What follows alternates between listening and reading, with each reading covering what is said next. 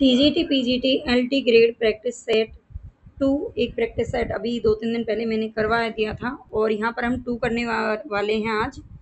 और TGT PGT LT grade क्या है, सभी एग्जाम्स के लिए बहुत ही ज़्यादा इम्पोर्टेंट रहने वाला है। तो 50 क्वेश्चन देखेंगे हम यहाँ पर, हिंदी साहित्य के हैं, केवल व्याकरण की क्लास अलग से करवा दी जाएगी। ठीक है, साहित्य के क्वेश्चन 50 हैं आज इसमें, और उम्मीद है कि आपको ये क्लास पसंद भी आएगी। और भाई मैं पहले ही बता देती हूँ, अगर आपको क्लास पसंद आती है तो प्लीज़, अगर आप चाहते हो कि इस तरह की क्लासेस आपको डेली मिलें, तो प्लीज़ चैनल को सब्सक्राइब जरूर कर लेना, लाइक कर देना और ज़्यादा से ज़्यादा शेयर करना है। ठीक है, आप जितना ज़्यादा शेयर लाइक सब्सक्राइब करेंगे उतना ही ज़्यादा बेटर क्लासेस हैं आपको मिल जाएंगी। और हाँ, इसके अलावा पॉज करके आप अपना आंसर लगाइए और बता देना मुझे कमेंट में कि आपके कितने क्वेश्चन सही बन रहे हैं।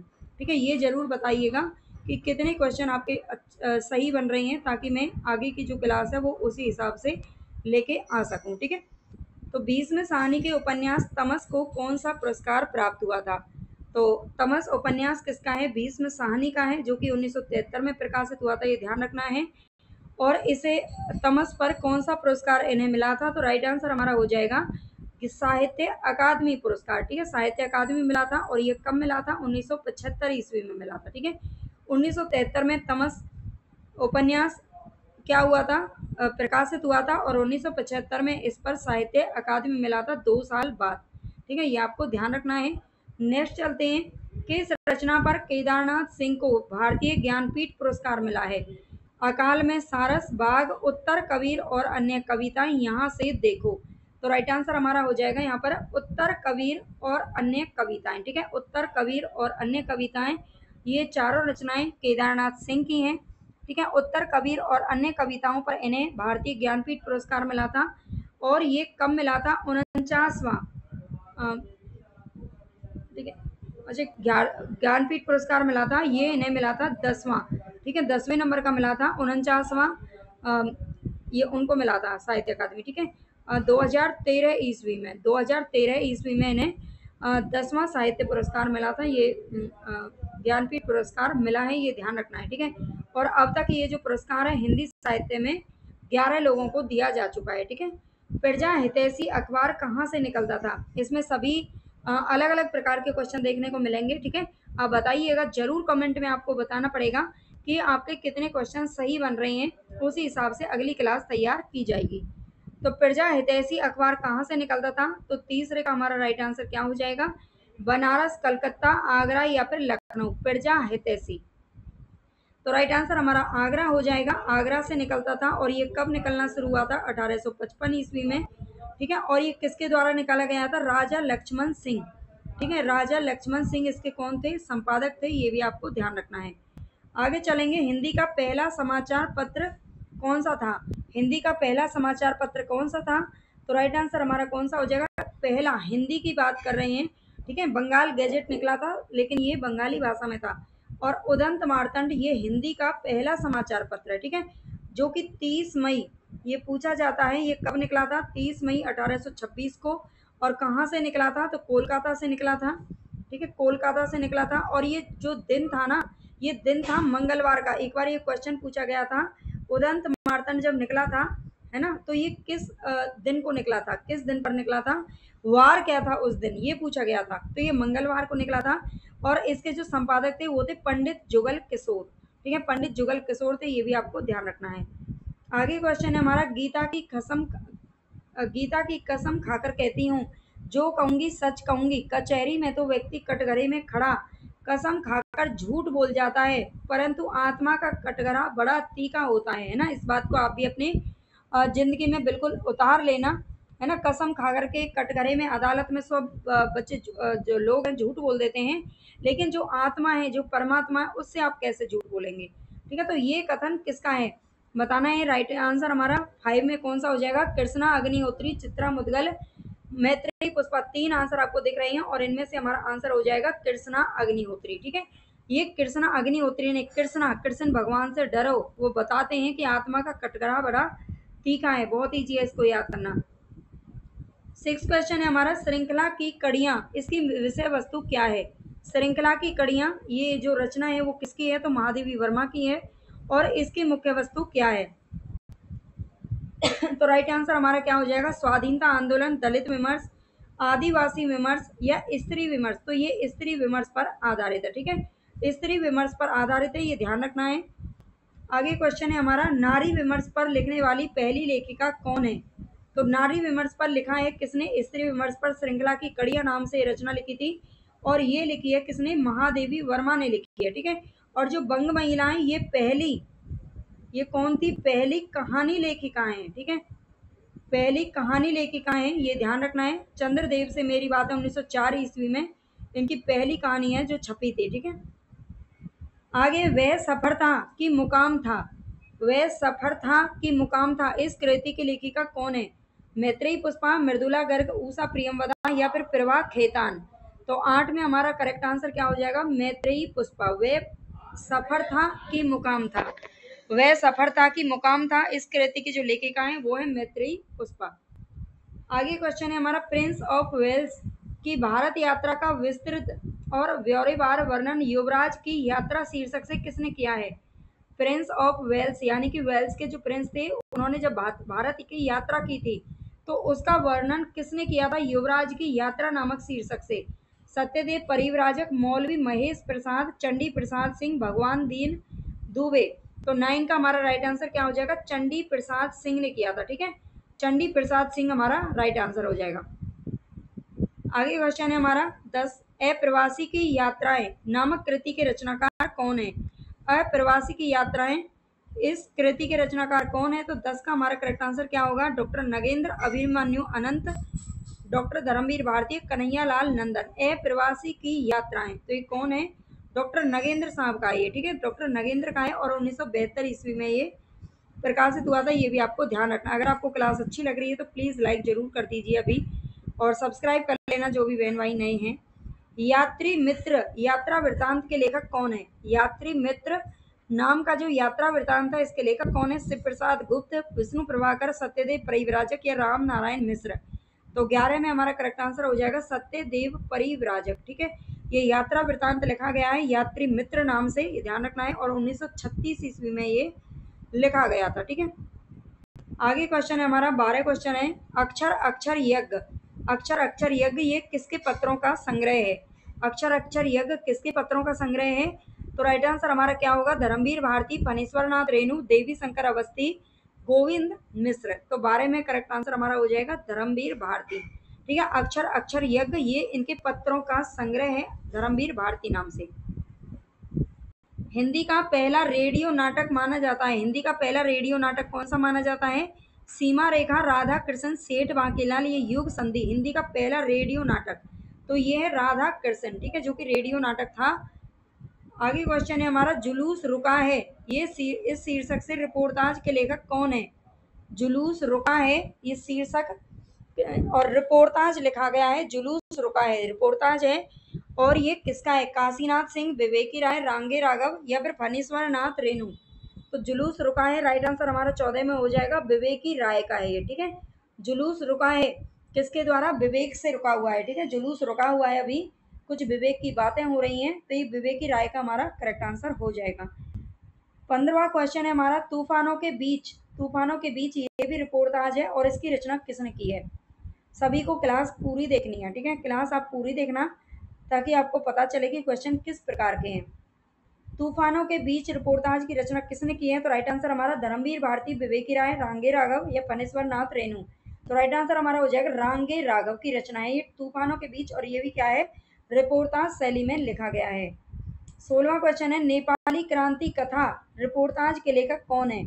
नेपाली क्रांति कथा ये भी रिपोर्टाज है और इसके लेखक कौन है, फणीश्वर नाथ रेणु, श्रीकांत वर्मा, रांगे राघव या शिवदान सिंह चौहान। तो करेक्ट आंसर हमारा हो जाएगा फणीश्वर नाथ रेणु, ठीक है। नेपाली क्रांति कथा ये इस रिपोर्टाज के लेखक कौन है, फणीश्वर नाथ रेणु है, जो कि आंचलिक उपन्यासकार थे।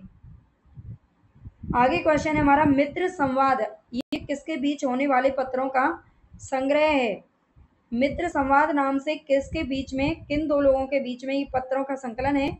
तो रामविलास शर्मा, देखो चारों में रामविलास शर्मा दे रखा है, तो रामविलास शर्मा तो हमारे जरूर आएंगे, लेकिन रामविलास शर्मा के साथ में दूसरे कौन होते थे, तो ये होते थे केदारनाथ अग्रवाल, ठीक है।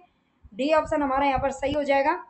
रामविलास शर्मा और केदारनाथ अग्रवाल, इन दोनों के बीच में मित्र संवाद होता था। नेक्स्ट क्वेश्चन है जीवन यात्रा का कोलाज, जीवन यात्रा का कोलाज के लेखक कौन है? तो 18 में करेक्ट आंसर हमारा क्या होगा? जानकी वल्लभ शास्त्री, डॉक्टर जगदीश जोशी, विवेकी राय या फिर श्याम सुंदर घोष। तो करेक्ट आंसर हमारा हो जाएगा डॉक्टर जगदीश जोशी। ठीक है, 18 में करेक्ट आंसर हमारा जगदीश जोशी का हो जाएगा जीवन यात्रा का कोलाज। आगे क्वेश्चन है पत्थर का लंप पोस्ट, पत्थर का लंप पोस्ट ये साक्षात्कार संग्रह है, ऊपर भी हमने साक्षात्कार देखा है।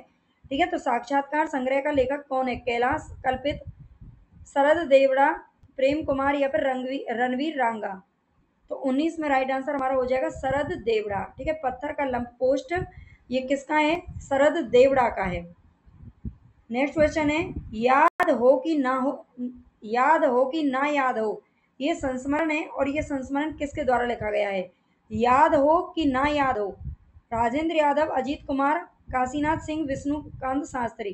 तो 20 में हमारा राइट आंसर सी हो जाएगा, काशीनाथ सिंह की रचना है ये। ठीक है, याद हो कि ना याद हो, ये काशीनाथ सिंह का है। आगे महादेवी वर्मा की कौन सी कृति है जिसमें जीव जंतुओं और पशु पक्षियों से संबंधित संस्मरण है? तो राइट आंसर हमारा हो जाएगा मेरा परिवार। ठीक है, ये तो आप सभी जानते होंगे। मेरा परिवार जो रचना है, इसमें गिल्लू गिलहरी है ना, और खरगोश, गाय का नाम गौरा, उस तरह से ये सारे जो जीव जंतु हैं, पशु पक्षी हैं, उनको यहाँ पर रखा गया था। और मेरा परिवार, वैसे भी महादेवी वर्मा को अपने जीवन में, वास्तविक जीवन में पशु पक्षियों से बहुत ही प्रेम करती थी।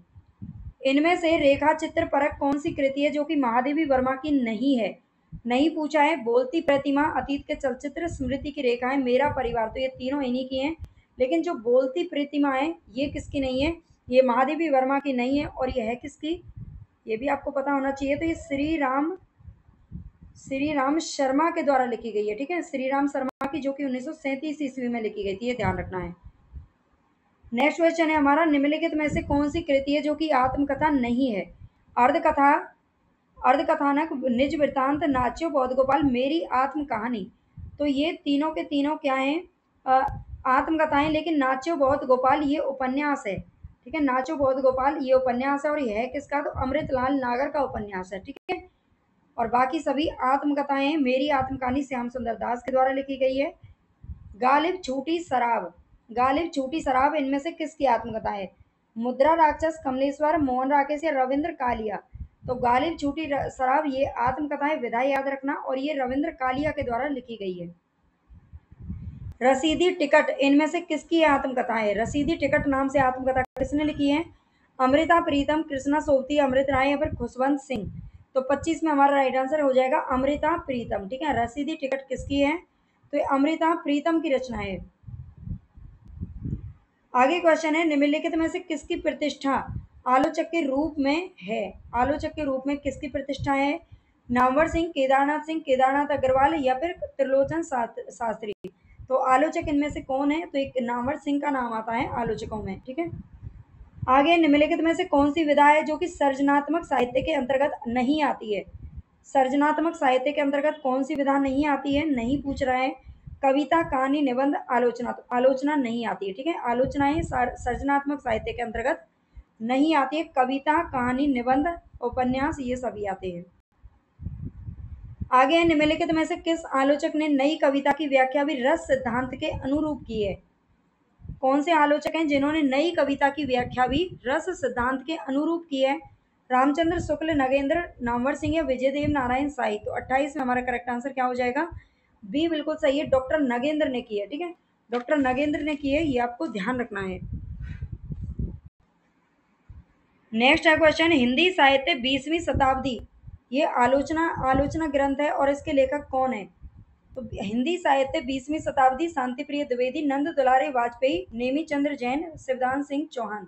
तो राइट आंसर हमारा बी हो जाएगा, नंद दुलारे वाजपेयी की रचना है। ठीक है, और ये एक आलोचना ग्रंथ है, ये भी आपको ध्यान रखना है। आगे क्वेश्चन है संस्कृति के 4 अध्याय, ये किसकी रचना है?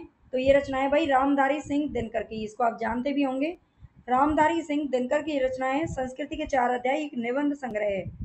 निम्नलिखित में से कौन सा निबंध है जो हजारी प्रसाद द्विवेदी का द्वारा लिखित है? तो इनमें से करुणा, मेरे राम का मुकुट भीग रहा है, ये विद्यानिवास मिश्र का है। मेरे राम का मुकुट भीग रहा है, और जो करुण आई ये शुक्ल जी का है ना। और लाल तारा किसका है, तो राम वृक्ष बेनीपुरी का है, ठीक है, राम वृक्ष बेनीपुरी का है। तो बचा कौन सा, नाखून क्यों बढ़ते हैं, नाखून क्यों बढ़ते हैं, हजारी प्रसाद द्विवेदी का है। नाखून हजार हजार बार बढ़ जाते हैं, कितना ही काट लो फिर बढ़ जाते हैं हर हफ्ते, है ना। विचार और वितर्क ये किसका निबंध संग्रह है, विचार और वितर्क नाम से किसने लिखा है, तो ये भी हजारों विचार आते हैं हमारे मन में, हजारों हजारों प्रकार के विचार आते हैं ना। तो पंडित हजारी प्रसाद द्विवेदी का है ये भी। और ये निबंध संग्रह, इनकी विधा आपको जरूर याद रखनी है। आगे क्वेश्चन है, कविता करके तुलसी ना लसे, कविता लसी पा तुलसी की कला, तुलसीदास जी के लिए प्रशस्ति वचन इनमें से किसका है। कविता करके तुलसी ना लसे, कविता लसी पा तुलसी की कला, ये जो प्रशस्ति वचन है यानी कि प्रशंसा में ये वचन कहे गए हैं किसके द्वारा, अयोध्या सिंह उपाध्याय हरिऔध के द्वारा कहे गए हैं। आगे है क्वेश्चन, रत्नाकर कृत उद्धव शतक किस भाषा में लिखा गया है। उद्धव शतक रत्नाकर के द्वारा लिखा गया है, जगन्नाथ दास रत्नाकर। और ये किस भाषा में, अवधि ब्रजभाषा खड़ी बोली अपभ्रंश। तो इन्होंने जो रचनाएं की थी ना रत्नाकर ने, देखिए द्विवेदी युग से संबंधित हैं। और द्विवेदी युग में शुरू में तो ब्रजभाषा में रचनाएं की गई थी, लेकिन बाद में महावीर प्रसाद द्विवेदी के काफी अनुमोदन पर या फिर उनके काफी प्रयासों के बाद हर किसी ने, मोस्टली हर किसी ने खड़ी बोली में लिखना शुरू कर दिया था। कविता को भी खड़ी बोली में लिखा जाने लगा था। लेकिन जो रत्नाकर साहब थे ये ब्रज भाषा के ही कवि रहे थे, ठीक है, इन्होंने सारी रचनाएं अपनी ब्रज भाषा में ही की हैं। आगे है, भारत भारती काव्य का प्रकाशन कब हुआ था। तो भारत भारती जो रचनाएं हैं ये किसके द्वारा लिखी गई है, तो ये मैथिली शरण गुप्त की रचना है, ठीक है, भारत भारती मैथिली शरण गुप्त की रचना है, ये ध्यान रखना है। और ये 1912 ईस्वी में प्रकाशित हुई थी। और इसी को लेकर के इनको राष्ट्रीय कवि की उपाधि दी गई थी, ठीक है, राष्ट्रीय कवि की उपाधि भी इनको भारत भारती के आधार पर दी गई थी, ये ध्यान रखना है। और ये किसने दी थी उपाधि, तो महात्मा गांधी के द्वारा दी गई थी। प्रबोध 50 ग्रंथ के रचयिता कौन है। प्रबोध 50 जो ग्रंथ है ये किसका है, रामानंद, कबीर, मतीराम या पद्माकर। तो राइट आंसर हमारा हो जाएगा पद्माकर, ये भी जगन्नाथ दास रत्नाकर का है। आगे क्वेश्चन है, इनमें से किस कवि ने सतसई की रचना नहीं की है। इनमें से कौन है जिन्होंने सतसई नहीं लिखा है, जैसे कि बिहारी सतसई, रसनिधि सतसई, वीरेंद्र सतसई, भूपति सतसई, सभी ने सतसई लिखा है, लेकिन बेनी प्रवीण ने कोई सतसई नहीं लिखा है, ठीक है। आगे हमारा क्वेश्चन है, जग की कविताएं के धोखे रहे हया प्रवीणन की मति जात जकी, ये किसकी पंक्तियां हैं। जग की कविताएं के धोखे रहे, है ना, जग की कविताएं के धोखे रहे, ये पंक्तियां किसकी हैं, सोमनाथ, घनानंद, रसकान या फिर ब्रजनाथ। तो राइट आंसर हमारा हो जाएगा घनानंद, ठीक है, घनानंद की पंक्तियां हैं, इंपॉर्टेंट है, याद रखना। अगर आपको क्लास पसंद आ रही है तो प्लीज लाइक जरूर कर दीजिए अभी, ठीक है। जितना ज़्यादा आप लाइक कमेंट करोगे ना उतना ही ज़्यादा अच्छी क्लास आपको यहाँ से मिलेगी, और ज़्यादा क्वेश्चन आप चाहेंगे तो ज़्यादा भी मिलते रहेंगे। वैसे एक दिन में आप 50 का भी प्रैक्टिस करोगे तो बहुत ही अच्छा रहेगा, है ना। आगे क्वेश्चन है हमारा, रीतिकालीन कवि बिहारी की कविता को शक्कर की रोटी किसने कहा है। रीतिकालीन कवि हैं बिहारी, ठीक है, इनकी कविता को शक्कर की रोटी कहने वाले कौन है। विश्वनाथ प्रसाद मिश्र, पदम सिंह शर्मा, नगेंद्र या फिर महेंद्र कुमार। तो राइट आंसर हमारा हो जाएगा पदम सिंह शर्मा, ठीक है, पदम सिंह शर्मा ने शक्कर की रोटी कहा है बिहारी की कविता को। आगे क्वेश्चन है, प्रबंध काव्य को वनस्थली और मुक्तक को गुलदस्ता किसने कहा है। प्रबंध काव्य को वनस्थली कहते हैं, और मुक्तक, मुक्तक किसका था, बिहारी सतसई जो था ये मुक्तक काव्य था, और इसको गुलदस्ता कहा था किसने, रामचंद्र शुक्ल जी ने कहा था, ठीक है, रामचंद्र शुक्ल जी कहते हैं। अमिया हलाल मद भरे श्वेत श्याम रत्नार, ये किसकी पंक्ति है, अमिया हलाल मद भरे श्वेत श्याम रत्नार, ये पंक्ति किसकी है, सोमनाथ, रसलीन, पद्माकर या फिर बिहारी। तो राइट आंसर हमारा कौन सा हो जाएगा, अमिया हलाल मद भरे, ये रसलीन की पंक्तियां हैं, ठीक है, रसलीन की पंक्तियां हैं, याद रखना। आगे कौन सी रचना है जो रामधारी सिंह दिनकर की नहीं है। रामधारी सिंह दिनकर की कौन सी रचना इनमें से नहीं है, अध्यात्म चिंतन, रेणुका, दिल्ली या फिर नीम के पत्ते। तो राइट आंसर हमारा अध्यात्म चिंतन हो जाएगा, अध्यात्म चिंतन रामधारी सिंह दिनकर की नहीं है, जबकि रेणुका, दिल्ली और नीम के पत्ते तीनों इन्हीं की रचनाएं हैं। आगे क्वेश्चन है, रामधारी सिंह दिनकर की किस कृति को आधुनिक युग की गीता कहा जाता है। आधुनिक युग की गीता किसे कहा गया है, रेणुका, हुंकार, कुरुक्षेत्र या फिर उर्वशी। तो राइट आंसर हमारा कुरुक्षेत्र हो जाएगा, ठीक है, कुरुक्षेत्र को इन्होंने आधुनिक युग की गीता है जो कहा गया है। दो रहा समय के रथ का घर घर नाद सुनो, सिंहासन खाली करो की जनता आती है, ये पंक्तियां किसकी कविता से उद्धृत है। आज के समय पे ये जो पंक्ति है ना बड़ी फिट बैठ रही है ना। दो रहा समय के रथ का घर घर नाथ, सुनो सिंहासन खाली करो कि जनता आती है ना। अब जनता थोड़ी जागरूक होने लग गई है। ये पंक्ति किसकी कविता से उद्धृत हैं? सिंह मंगल सिंह सुमन, रामधारी सिंह दिनकर। तो ये रामधारी सिंह दिनकर की जो कविता है उससे उद्धृत है, ये ध्यान रखना है। रामधारी सिंह दिनकर की पंक्तियां हैं ये। उच्छ्वास किसका काव्य संग्रह है? उच्छ्वास नामक जो काव्य संग्रह है किसका है? प्रसाद हरिऔध निराला या फिर पंत। तो ये सुमित्रा नंदन पंत के द्वारा लिखा गया है और ये लिखा गया था 1920 ईस्वी में। उच्छ्वास ग्रंथि वीणा पल्लव। परिमल किसकी काव्य रचना है? परिमल नामक जो काव्य रचना है किसके द्वारा लिखी गई है? तो ये निराला जी के द्वारा लिखी गई है। ठीक है, जो परिमल है ये किसकी है? 46 में। राइट आंसर हमारा हो जाएगा परिमल, और ये 1930 ईस्वी में लिखी गई थी। ठीक है, नेक्स्ट क्वेश्चन, निम्न में से किस कवि का पहले नाम गोसाई दत्त था? गोसाई दत्त किसका नाम था? तो ये सुमित्रा नंदन पंत के जो बचपन का नाम था वो गोसाई दत्त था। गोसेन दत्त कहकर के इनकी माता इन्हें बुलाती थी। ठीक है, और इनका जो जन्म है ना, जन्म कब हुआ था इनका? 1900 ईस्वी में हुआ था, ये भी ध्यान रखना है। ठीक है, उत्तराखंड के कौसानी जिला यानी कि अल्मोड़ा में हुआ था। ठीक है, निम्न में से कौन सा कविता संग्रह है जो कि अज्ञे जी का नहीं है? इनमें से कौन सा कविता संग्रह अज्ञे का नहीं है? तो महावृक्ष के नीचे अज्ञे का है, सागर मुद्रा भी अज्ञे का है, भग्न दूत भी अज्ञे का है। लेकिन जो कालजयी है ना, कालजयी इनकी रचना नहीं है। फिर ये किसकी है? तो भवानी प्रसाद मिश्र की रचना है। ठीक है, भवानी प्रसाद मिश्र की रचना, और ये 1980 ईस्वी में प्रकाशित हुई थी। आगे है, पूर्वा कविता किसके द्वारा लिखी गई है? पूर्वा कविता किसकी है? अज्ञे, मुक्तिबोध, निराला या फिर प्रसाद। तो राइट आंसर हमारा हो जाएगा अज्ञे। ठीक है, जो पूर्वा है वो अज्ञे की है, और एक अपूर्वा नाम से भी रचना आती है, अपूर्वा। ठीक है, ये केदारनाथ अग्रवाल की है। ये ध्यान रखना, दोनों अलग अलग हैं। व्यक्तिगत के रचयिता कौन है? व्यक्तिगत के रचयिता कौन है? शमशेर, शमशेर बहादुर सिंह, धर्मवीर भारती, भवानी प्रसाद मिश्र या फिर सर्वेश्वर। तो राइट आंसर हमारा कौन सा हो जाएगा? ये भवानी प्रसाद मिश्र की रचना है व्यक्तिगत, और ये कब लिखी गई थी? तो 1973 ईस्वी में लिखी गई थी। ठीक है, तो 50 क्वेश्चन हमारे कंप्लीट हुए। अगर आप हिंदी साहित्य के नोट्स लेना चाहते हैं तो हिंदी साहित्य के नोट्स या फिर ई बुक के रूप में भी, ठीक है, ई बुक के रूप में भी आपको मिल जाएगी केवल और केवल 249 रुपये में। पूरा हिंदी साहित्य, ठीक है, कंप्लीट हिंदी साहित्य आदिकाल से लेकर नई कविता, समकालीन कविता और अकहानी आंदोलन, ये सब इसमें कंप्लीट हैं। बहुत ही अच्छे तरीके से तैयार किए गए ई बुक के रूप में। और आप अगर घर तक मंगवाना चाहते हैं, घर तक मंगवाना चाहते हैं तो केवल और केवल 600 रुपये, ठीक है, केवल और केवल 600 रुपये में आपके घर तक भी पहुंच सकते हैं। ठीक है, बहुत ही कम है, ये बहुत ही कम प्राइस है, बहुत ज़्यादा नहीं है, क्योंकि इसकी जो लागत है ना वो ही 350-400 रुपये के समथिंग बैठती है। ठीक है, इसको टाइप करना, और मतलब टाइप करना तो अलग है, वो तो मेहनत तो अलग है। एक साल में पूरा इनको टाइप करके मतलब तैयार किया गया है बना करके। तो ये अगर आप लेना चाहते हैं तो आप मुझे संपर्क कर सकते हैं, और ये मैं नंबर भी आपको दे देती हूँ अगर आप अभी तक सुन रहे हैं तो, 8273842391। ठीक है, इस नंबर पर आप ये फ़ोन पे वगैरह करके आप ले सकते हैं, और आप मुझे संपर्क कर सकते हैं। ठीक है, धन्यवाद।